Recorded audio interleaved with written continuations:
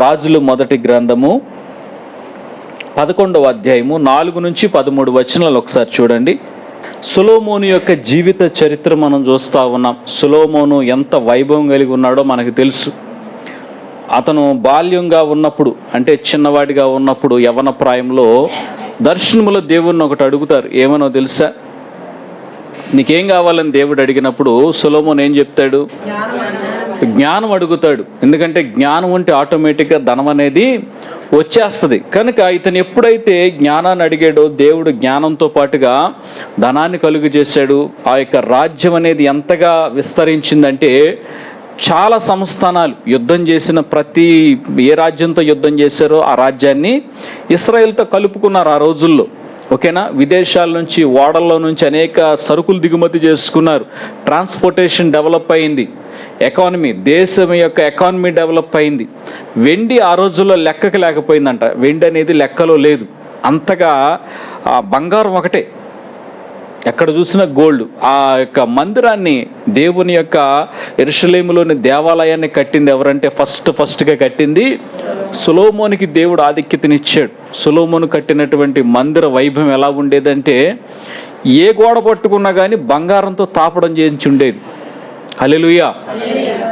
తన తండ్రిని అడుగుతాడు, నాకు మందిరం కట్టుకోవడానికి గోల్డ్ కావాలని. అవన్నీ తీసుకొచ్చి గోడకి తాపడం పెడితే ఆ వైభవం ఎలా ఉంటుందో ఒక్కసారి ఆలోచన చేయండి. ఆ మందిరం యొక్క స్టాండర్డ్ ఎలా ఉంటుందంటే భూమి లోపల 100 అడుగుల లోపల నుంచి వేసుకొచ్చారంట పునాది. ఇంకేమన్నా కదల్చబడుతుందా? కదల్చబడదు. అంత చక్కటి మందిరాన్ని. తర్వాత ఈ మందిరం కట్టడానికి పట్టిన సమయం ఎంతంటే 40 సంవత్సరాల పైనే పట్టింది. అన్ని సంవత్సరాలుగా ప్రతి రాయిని చెక్కుకుంటా ప్రతి ఒక్కటి ఇంత వైభవంగా కట్టుకుంటూ వచ్చాడు. తర్వాత రాణులు ఉండటం కోసం ప్రత్యేకంగా ఒక కోటని నిర్మించాడు. కనుక ఇంత గొప్ప వైభవాన్ని అతని యొక్క జీవిత చరిత్రలో చూస్తూ ఉన్నాం. పక్షుల మీద, మొక్కల మీద, జంతువుల మీద ఇతను చాలా అనేక పరిశోధనలు చేశాడు. ఎందుకంటే దేవుడిచ్చిన జ్ఞానం ఆ విధంగా ఉపయోగించాడు.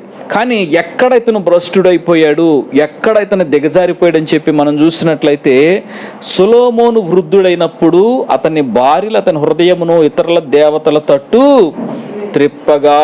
చూసారా? ఇతర దేవతల వైపు ఎందుకు తిరిగిందంటే భార్యలను బట్టి. ఇతడు అసలు ఎందుకు అంతమందిని చేసుకున్నాడంటే చూడండి, ఒక వచనం పైకి వెళ్తే ఉంటుంది.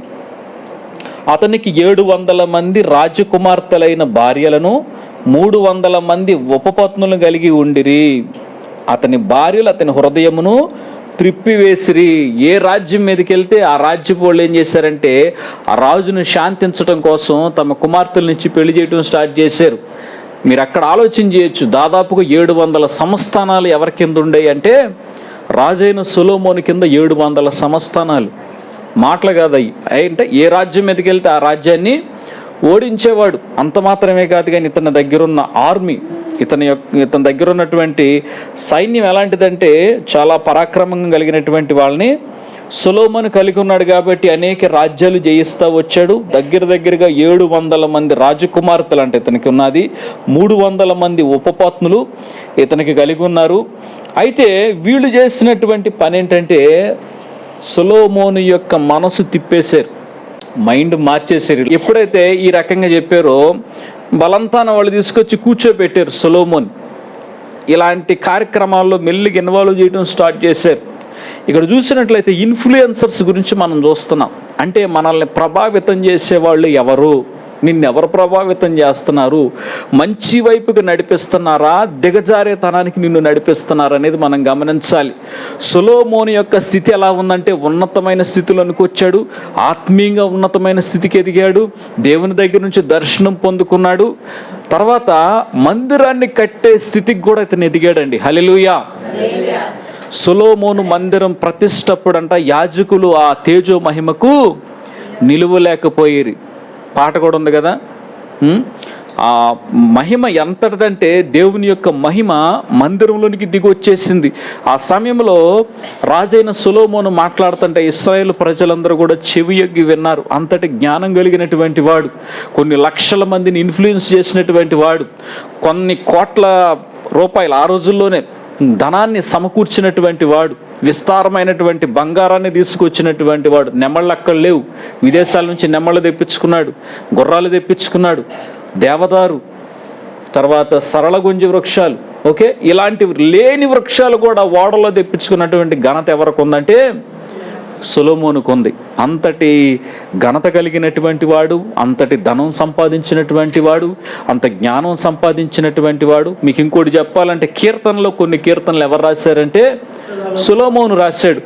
సామెతల గ్రంథం ఎవరు రాశారంటే సొలొమోను రాశాడు. తర్వాత పరమగీతం ఎవరు రాశారంటే సొలొమోను రాశాడు. తర్వాత ప్రసంగి గ్రంథం ఎవరు రాశారంటే సొలొమోను. ఇన్ని గ్రంథాలు రాసినటువంటి గ్రంథ రచయిత, ఇంతటి పోయిట్ అంటే కావ్యం అంతా రాయగలిగినటువంటి వ్యక్తి, మహాజ్ఞానం కలిగినటువంటి వాడు సొలొమోను. దేవుని చేత ఏర్పరచబడ్డాడు.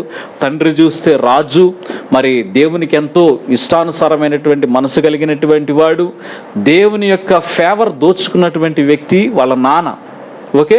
కానీ కుమారుడి విషయానికి వచ్చేకల్లి ఇతను కూడా తన వైభవం బాగానే ఉంది. ఎప్పుడైతే ఇతర స్త్రీలను తన యొక్క రాజ్యానికి తెచ్చుకున్నాడో, వాళ్ళతో సంబంధాలు కలిగి ఉన్నాడో, వాళ్ళని తన యొక్క సంస్థానంలోకి అడుగుపెట్టనిచ్చాడో, వాళ్ళు చేసినటువంటి పని ఏంటంటే సొలొమోన్నే ఇన్ఫ్లుయెన్స్ చేసేసారు.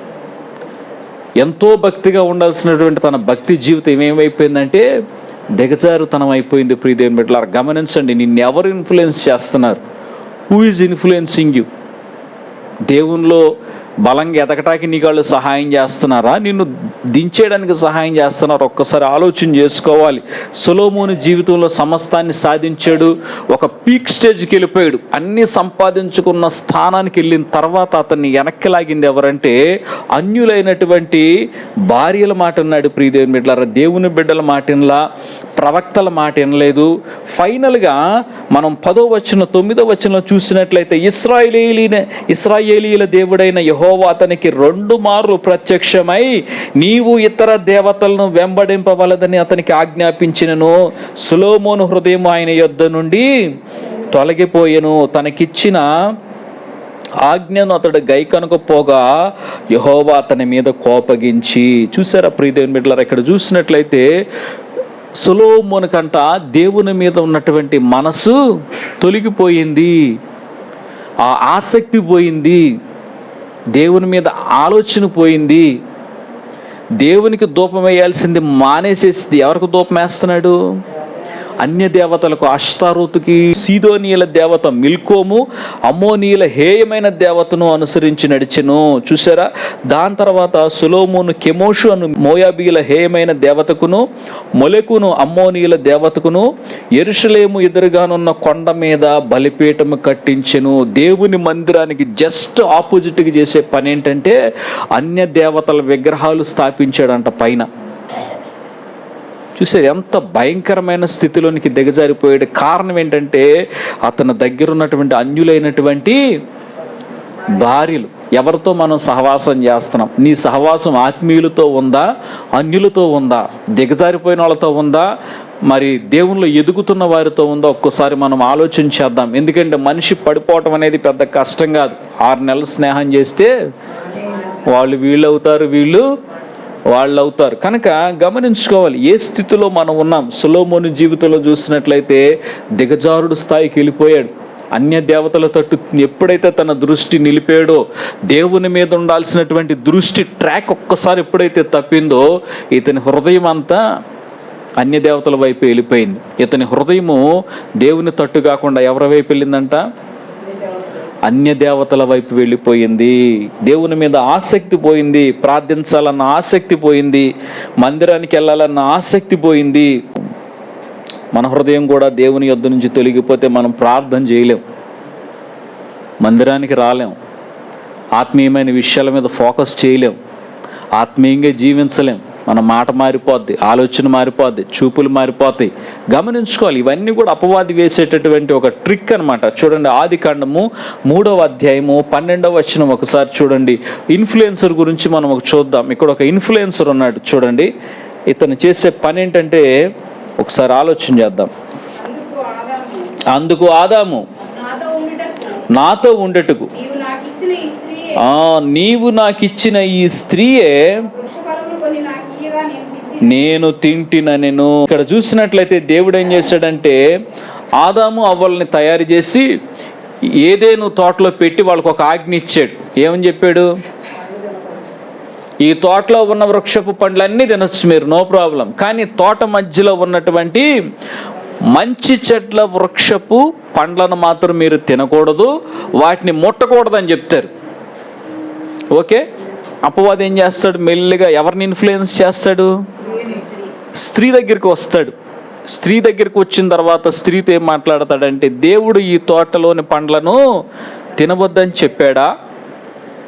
అబ్బే అలాంటిది ఏమి లేదే, మేము తినొచ్చు, అన్నీ తినొచ్చు, కాకపోతే తోట మధ్యలో ఉన్నటువంటి మంచి చెడ్డల తెలివినిచ్చు వృక్షపు పండ్లను మాత్రం మీరు తినకూడదు, తినుదినాన మీరు నిత్యముగా చస్తారని చెప్పి దేవుడు చెప్పాడు. కాబట్టి వాటి జోలికి మేము వెళ్ళకూడదు అన్నప్పుడు అపవాది ఏమంటుందో తెలుసా?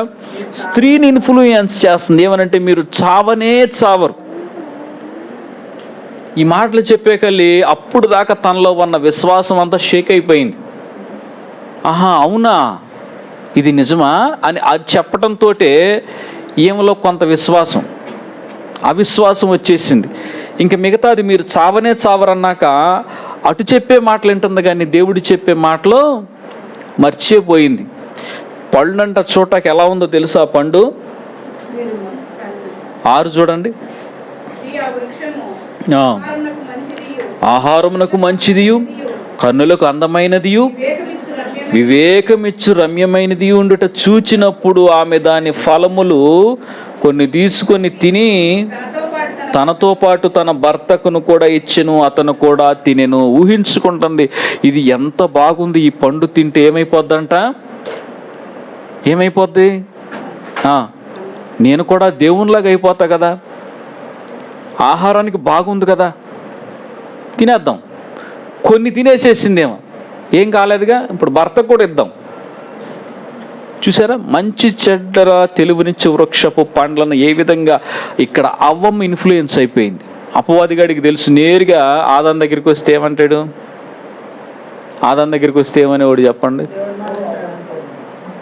ఇక్కడ ఈ ఫీల్ అయిపోయింది. అక్కడ ఆ పండు చూడగానే నిజంగానే ఇది చాలా ఫీలింగ్స్కి వెళ్ళిపోయింది, ఏమో పీక్ స్టేజ్కి వెళ్ళిపోయింది. ఫీలింగ్స్లో 2 రెక్కలు వచ్చేసినట్టు, ఏం కూడా ఎగిరిపోతున్నట్టు, మంచి చెడ్డలు వచ్చేసినట్టు ఊహించుకుంటూ ఆదాం దగ్గరికి వెళ్ళి ఉంటే ఏమనేవాడు తెలుసా? ఆ పావును పట్టుకొని నువ్వు 2 తిను, నీకేం అవ్వకపోతే అప్పుడు నేను తింటాననేవాడు. ఎందుకంటే స్త్రీకి ఏంటంటే ఫీలింగ్స్ ఎక్కువ ఉంటాయి. స్త్రీలకి ఫీలింగ్స్ ఎక్కువ కలుగు చేస్తాడు. సైంటిఫికల్గా సైకలాజికల్గా కూడా మనం ఆలోచన చేసినట్టయితే ఎలా ఉంటుందంటే, స్త్రీకి ఫీలింగ్స్ ఎక్కువ ఉంటాయి, మగవాళ్ళకి లాజికల్ బ్రెయిన్ ఎక్కువ పనిచేస్తుంది, లెఫ్ట్ సైడ్ బ్రెయిన్ ఎక్కువ పనిచేస్తుంది అనమాట. కనుక ఎందుకు ఈ మాట చెప్తున్నానంటే, ఒక ఉదాహరణ చెప్తాను నేను మీకు. ఒక ఫ్రెండ్స్ ఇద్దరు మాట్లాడుకుంటా ఉండగా భార్య వచ్చింది, ఎండలో పడి నడుచుకుంటూ వచ్చింది. అమ్మో ఎండ భయంకరంగా ఉంది అందంట. ఏముంది? ఎండ భయంకరంగా ఉంది, ఎండలో పడి నడుచుకుంటూ వచ్చాను అందంట. భర్త చూసి ఆటోకి వచ్చే పనిగా అన్నాడంట. భార్య ఒక్కసారి చూసి కోపంగా అక్కడి నుంచి వెళ్ళిపోయింది. ఇతనికి అర్థం కాలేదు, ఎరా ఎందుకు, నేను అంత తప్పు అన్నానా? ఏం లేదు, తప్పేం అనలేదే అన్నాడంట.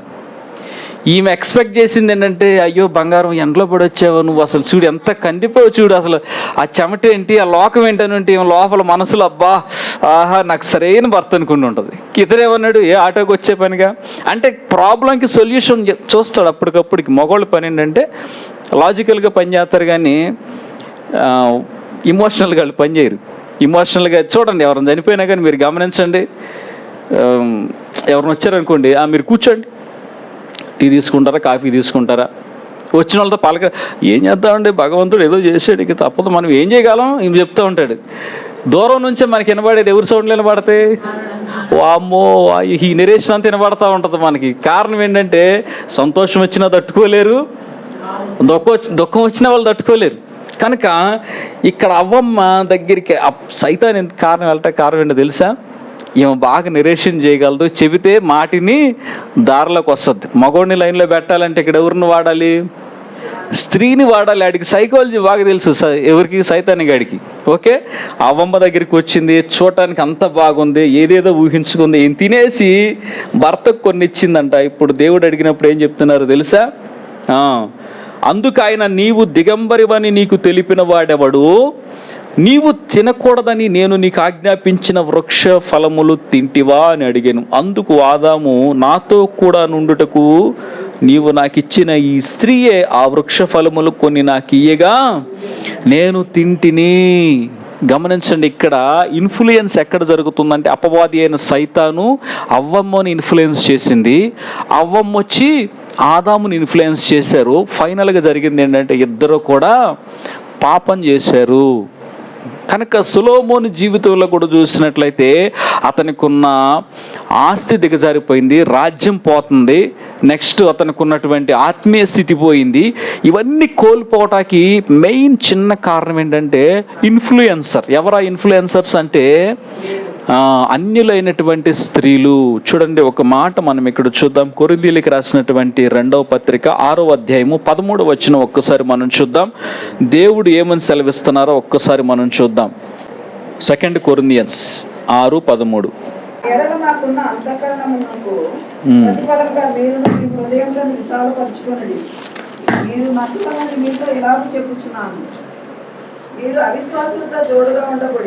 మీరు అవిశ్వాసులతో జోడుగా ఉండకుడి. నీతికి దుర్నీతితో ఏమి సాంగత్యము?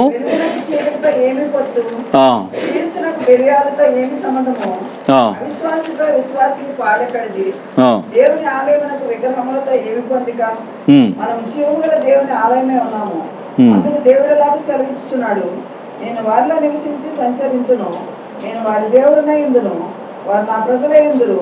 కావున మీరు వారి మధ్య నుండి బయలువెడలి ప్రత్యేకంగా ఉండుడి, అపవిత్రమైన దానిని ముట్టకుడని ప్రభువు చెప్పుచున్నాడు. మరియు నేను మిమ్మల్ని చేర్చుకొందును, మీకు తండ్రినే ఉందును, మీరు నాకు కుమార్తెను కుమారులై ఉందరని సర్వశక్తి గల ప్రభువు చెప్పుచున్నాడు. చాలండి, చదవబడినటువంటి వాక్య భాగంలో మనం చూసినట్లయితే, మీరు అవిశ్వాసులతో జోడుగా ఉండకుడి, నీతికిని దుర్నీతితో ఏమి సాంగత్యము, వెలుగునకు చీకటితో ఏమి పొత్తు, క్రీస్తునకు బెలియాలుతో ఏమి సంబంధము, అవిశ్వాసితో విశ్వాసికి పాలెక్కడది. చూసారా? కనుక బైబిల్ గ్రంథం మనం చాలా మంది అనుకుంటాం, అవిశ్వాసులు మనం పెళ్లి చేసుకోవచ్చా, అన్యుల్ని పెళ్లి చేసుకోవచ్చా? బైబిల్ చెప్పేటటువంటి మాట ఏంటంటే, వాళ్ళతో మనకి పొత్తు లేదు, ఎందుకంటే వాళ్ళు ఇన్ఫ్లుయెన్స్ చేసేస్తారు. ఇది నిజంగా జరిగింది. ఒక యవనస్తుడు ఉన్నాడు, రక్షణ పొందాడు, మందిరానికి వస్తున్నాడు, రెగ్యులర్గా అటెండ్ అవుతున్నాడు.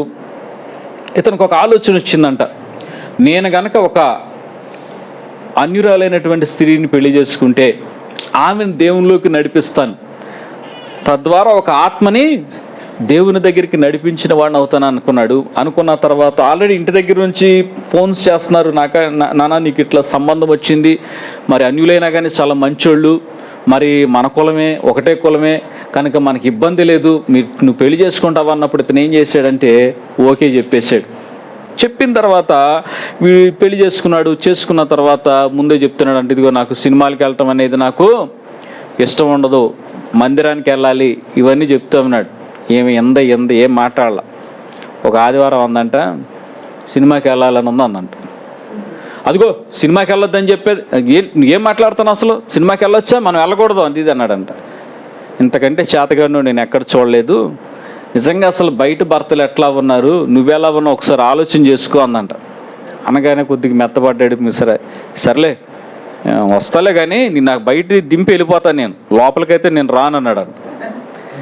అన్నాక సరే దింపి వెళ్ళిపో, నా సినిమా నేను చూసుకుంటాను, నేను వస్తాను అందంట. అన్న తర్వాత దింపి వెళ్ళిపోయాడు. ఇంకోసారి అడిగినప్పుడు ఏం చేశాడంటే, అసలు అంత చీకటిగా ఉన్న చోట ఈమె ఏం చేస్తుంది లోపల, పక్కన ఎవరు కూర్చుంటారో మనకు తెలియదు కదా, సరే హాల్కి నేను కూడా వస్తాను కానీ సినిమా మాత్రం నేను చూడండి ఓకేనా అన్నాడంట. అన్నాక సర్లే వస్తానన్నావుగా, నా పక్కన కూర్చో, చూడొద్దులే అందంట. నెక్స్ట్ వీక్ రానే వచ్చింది, ఇద్దరు 2 టికెట్లు కొనుక్కున్నారు, లోపలికి వెళ్ళారు. ఇతను కళ్ళు మూసుకొని కూర్చున్నాడంట. స్తోత్రం. అక్కడ చన్ చన్ చన్ చన్ ఫైట్ సౌండ్లు ఎన్నో వస్తుంటే కొద్దిగా ఒక్కొక్క కన్ను తెరిచి చూస్తున్నాడు. కొంచెం చూసిన తర్వాత నెక్స్ట్ ఏంటి చూస్తా సినిమా మొత్తం చూశారు. మూడో వారం నుంచి మందిరం లేదు. ఆదివారం అవగానే బండి వేసుకొని సినిమా హాల్కి వెళ్ళటం, సినిమా చూడటం, ఇంటికి వచ్చేయటం. స్లోగా ఆత్మీయత అనే ట్రాక్ నుంచి వాళ్ళు తప్పిపోయారంటండి. గమనించండి, ఎందుకంటే ఇక్కడ ఒక మాట చెప్తున్నాడు, మీరు అవిశ్వాసులతో జోడుగా ఉండకుడి, నీతికి దుర్నీతితో ఏమి సాంగత్యము, వెలుగునకు చీకటితో ఏమి పొత్తు. గమనించాలి, మన యొక్క సహవాసం ఎవరితో ఉంది, మన ఏ రకమైన వ్యక్తులతో ఫ్రెండ్షిప్ చేస్తున్నాం, ఎవరు మనల్ని ఇన్ఫ్లుయెన్స్ చేస్తున్నారు, ఏ రకమైన ఇన్ఫ్లుయెన్స్ మన మీద ఉంది, ఒకసారి ఇది మనం గమనించుకోవాలి. ప్రియమైన బిడ్డలారా, అపోస్తుల కార్యము 5వ అధ్యాయం మొదటి నుంచి ఒక మాట చదవండి చూద్దాం. అననీయ అని ఒక మనుషుడు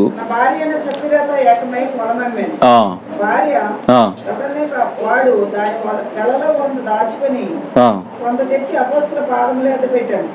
అప్పుడు పేతురు, అననీయ, నీ భూమి వెల్లో కొంత దాచుకుని పరిశుద్ధాత్మను మోసపుచ్చుటకు సాతాను ఎందుకు నీ హృదయం ప్రేరేపించను? అది నీ యొద్ద ఉన్నప్పుడు నీదే కదా, అమ్మిన పిమ్మట అది నీ వశమే ఉండలేదా? ఎందుకు ఈ సంగతి నీ హృదయంలో ఉద్దేశించుకున్నావు? నీవు మనుషులతో కాదు దేవునితో నీ అబద్ధమాడితవని వానితో చెప్పాను. అననీయ ఈ మాటలు వినుచునే పడి ప్రాణము విడవగా. చాలండి, చదవబడిన వాక్య భాగంలో మనం చూసినట్లయితే అననీయ, సప్ఫీరా ఈ ఇద్దరు ఉన్నారు కదా, భార్యాభర్తలు. ఒకళ్ళని ఒకళ్ళు ఇన్ఫ్లుయెన్స్ చేసుకున్నారు. అమౌంట్ వచ్చింది, స్థలం అమ్మాడు, చాలా బోల్డ్ డబ్బులు కనిపించినాయి. ఇంత డబ్బు తీసుకెళ్ళి పేతురు గారి పాదాల దగ్గర పెడతామా? ముసలాయన ఏం చేసుకుంటాడంతా, కొంత ఉంచుకుంటే మనకి దేనికని పనికి వస్తుంది కదా.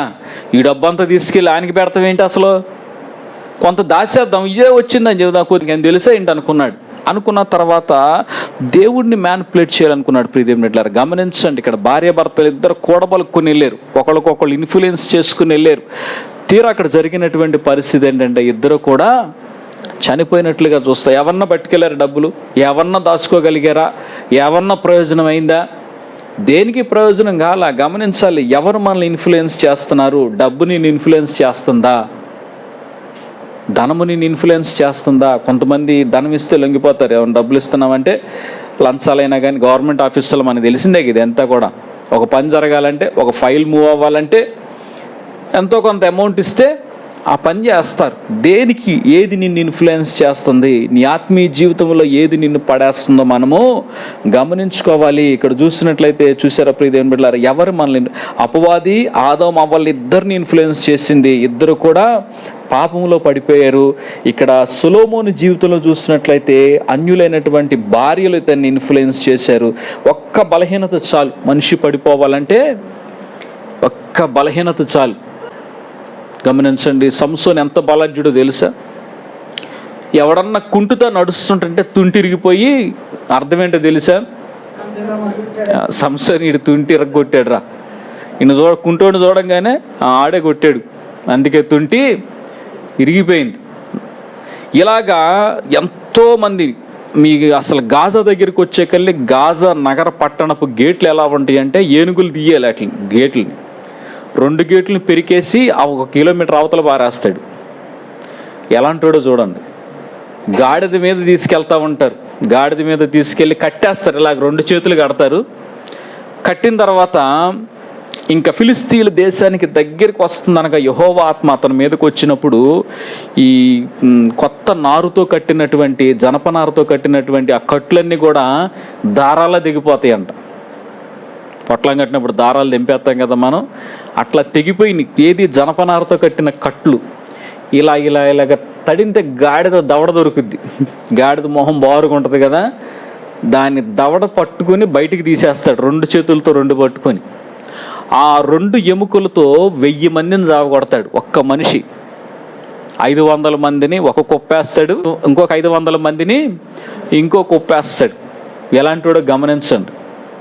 అంత బలమైనటువంటి వ్యక్తి చివరికి ఎక్కడ పడిపోయాడు అంటే దెలీలా దగ్గర పడిపోయాడు. ఎవరు అతన్ని ఇన్ఫ్లుయెన్స్ చేశారు, ఆ బలం ఎక్కడుందని ఎవరు లాగారంటే, ఒక స్త్రీ లాలన చేసి తన దగ్గర ఉన్నటువంటి ఆ సీక్రెట్ గమనించింది.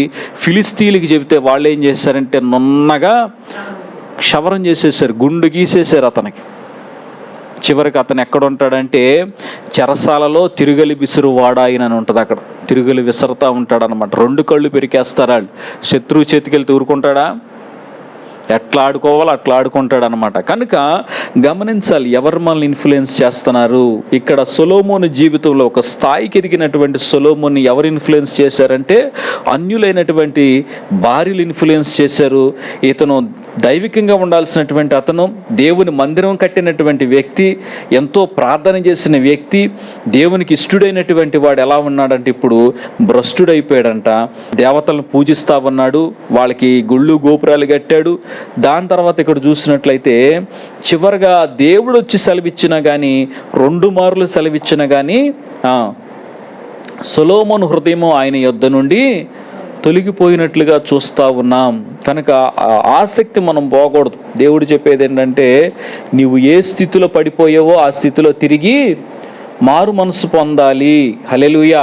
అయినను నీకుండిన మొదట ప్రేమను నీవు వదిలితివని నేను నీ మీద తప్పు ఒకటి మోపవలసి ఉన్నది. నీవు ఏ స్థితిలో నుండి పడితేవో అది జ్ఞాపకం చేసుకుని మారు మనసు పొంది ఆ మొదటి క్రియలను చేయము. మనం కృపాకాలంలో ఉన్నాం. ఆ రోజుల్లో కృపాకాలం లేదు, ధర్మశాస్త్రం ఆ రోజుల్లో. కంటికి కన్ను, పంటికి పన్ను. కన్ను తీసేస్తే ఎదుటోడి కన్ను తీయాలి. యూదులు ప్రేమ కలిగిన వాళ్ళు అనుకుంటున్నారు.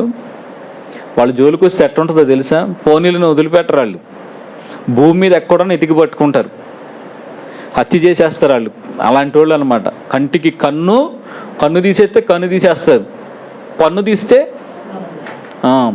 అక్టోబర్ 2023 ఏమైందో గుర్తుందిగా, దాడి జరిగింది. హమాస్ ఉగ్రవాదులు వచ్చి 1200 మందిని ఇశ్రాయేలీని చంపితే వాళ్ళు ఎంతమందిని చంపారు తెలుసా? 1,00,000 మందిని పైకి చంపారు, అఫీషియల్గా కానీ అన్అఫీషియల్గా కానీ. 1200 మంది ఎక్కడ, 1,00,000 మంది ఎక్కడ? ఆలోచన చేయండి. అంటే ఒక కన్ను తీస్తే వాళ్ళు 2 కళ్ళు బీకేస్తారు అలాంటి వాళ్ళు. ఒక గుద్దు గుద్దితే ఈ పంత గుద్దులు గుద్దేసి వెళ్ళిపోతారు వాళ్ళు. కనుక ఆ రకంగా ఉంటుంది అనమాట. ధర్మశాస్త్రం అంటేనే అలా ఉంటుంది. కానీ దేవుడు మనకి ఇచ్చినటువంటి టైం ఎలాంటిదో తెలుసా? ఇప్పుడు కృపాకాలం. అంటే మనం దేవుని క్షమాపణ అడగొచ్చు. దేవుని యొక్క రక్తము మనల్ని కడిగి శుద్ధులుగా చేస్తుంది. ఇమ్మానుయేలు రక్తము ఇంపైన ఊటాయు యందు ముంగుము పాపంబు పోవును యేసుండు నాకు మారుగా సిల్వ జావగా శ్రీ యేసు రక్తమెప్పుడు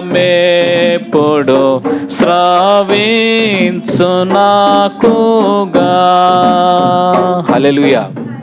యేసే రక్తం ఎప్పుడు కూడా మన కొరకు ఆ ఓట ప్రవహిస్తూనే ఉంటుంది. కనుక ఎవరైతే తమ వస్త్రాలు ఆ యొక్క గొర్రెపిల్ల రక్తంలో ఉతుక్కుంటారో వాళ్ళు పరిశుద్ధులుగా తీర్పు తీర్చబడతారు. కనుక అలాంటి కృప దేవుడు మనందరికీ అనుగ్రహించునుగాక. ఒకసారి ఆలోచించుకుందాం, ఏది మనల్ని ఇన్ఫ్లుయెన్స్ చేస్తుందో దాన్ని మనం అవాయిడ్ చేద్దాం. అలాంటి వ్యక్తులు ఎవరిని ఉన్నారా? అలాంటి శక్తులు ఏమైనా ఉన్నాయా? ధనముని ఇన్ఫ్లుయెన్స్ చేస్తుందా? మనుషులు ఇన్ఫ్లుయెన్స్ చేస్తున్నారా? గమనించాలి. ఎందుకంటే ఈ టైంలో మనం బుద్ధి కలిగి నడుచుకోనకపోతే గనక ఆయన రాకడ ఏ క్షణాన్ని వస్తుందో మనకు తెలియదు. అనుకోని గడియలో దేవుని రాకడ ఉంటుందంట.